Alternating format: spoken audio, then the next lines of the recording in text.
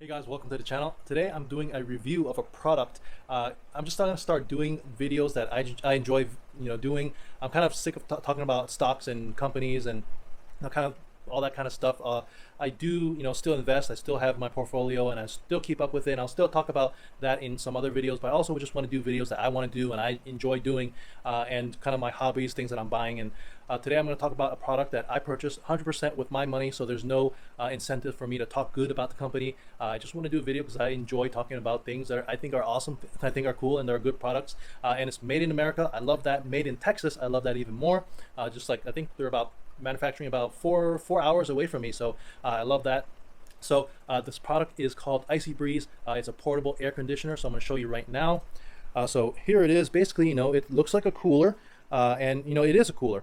So right now I'll show you that the ambient air temperature is about 90. It's more than what my fridge thermometer can read, but well over 85 degrees right now.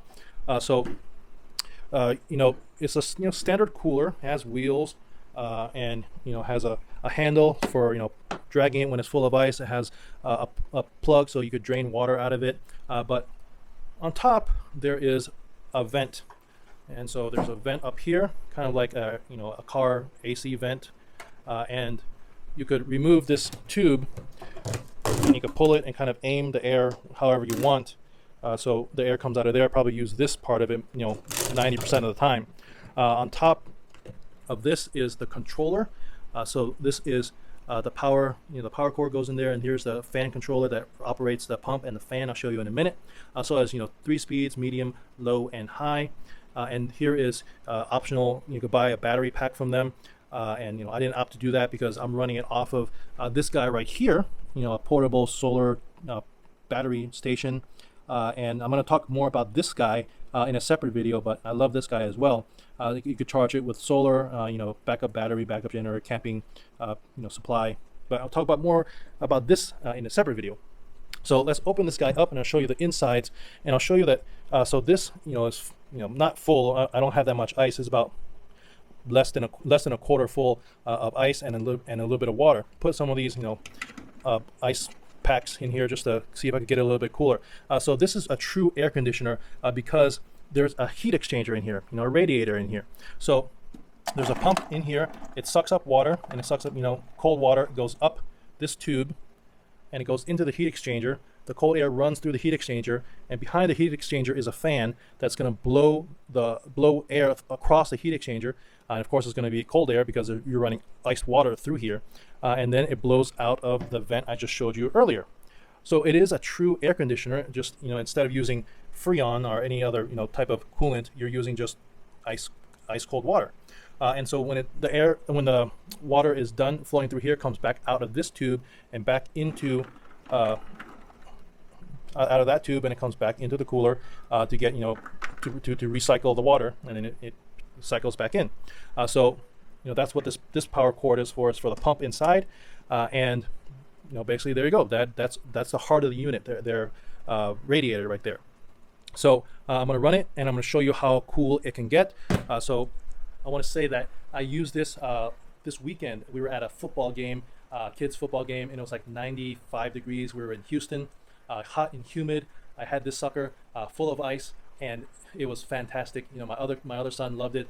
He was just enjoying the cold air. My wife and friends, they all enjoy the cool air. I'll show you some pictures right now. But Texas, it's like 95 degrees, hot, humid. We were in the sun. Kids were playing football. So I think it was a godsend to have this thing out here. So I'm going to run it, and you're going to be able to hear how loud the fan is, and we'll see how cool the air comes out is. So right now I just want to show you. Let's see. Hold on, let me get my camera straight. There we go. So let's see. So if I'm hitting the grass right now, it's reading about 89, 90 degrees. So it's about 90 degrees. It's a cloudy day, not too hot. And we're going to turn this sucker on. We're going to see how cold the air comes out. So this is on low right now. So I don't know if you can hear that. So that is the fan running on low. And we're going to see how cold the air is. So I don't know if you can see that. Let's see. Right now we're getting about 71, 70, 68, and it's coming down. It's going to come down pretty fast. It just needs to, kind of get going. So 66, 65, 64. So I was getting about 50 earlier. I don't know if I'll hit 50 now because a lot of the ice has already melted. But we're already getting about 30 degrees cooler than the ambient air temperature, so it's pretty good. So yeah, we're probably going to settle close to mid 50s is what I'm guessing. Still going down a little bit. Where we're at 57. So I'm guessing we're going to probably hit 55 at the coolest, which is again about 35 degrees cooler than the ambient temperature. And I'm actually feeling this, and it feels great. The air is nice and cold. Definitely is going to feel a lot better than 90-degree ambient air temperature. So there you go. This is on low. We're getting about 54, so probably 54, 53. Again, well over 30 degrees cooler than the ambient temperature. So this is a fan on low. This is on medium.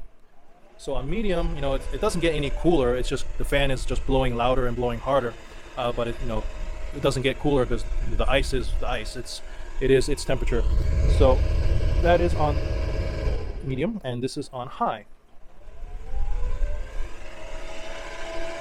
So that's the sound of it on high. So I'll turn it off so you can hear me better. So put that back in there so you could use the vent in the front if you want. Like I said, 90% of the time you're going to pull this out and just kind of direct it in the direction you want it. So I'm going to talk about some of the cons about this. And like I said, this is my honest review. I can say anything I want. The company's not paying me. So one of the cons is just the kind of the look of it. It just maybe it kind of doesn't look like a $350 product. I wouldn't say it's a big con. Obviously, I paid $350 for it, and I think it's worth it.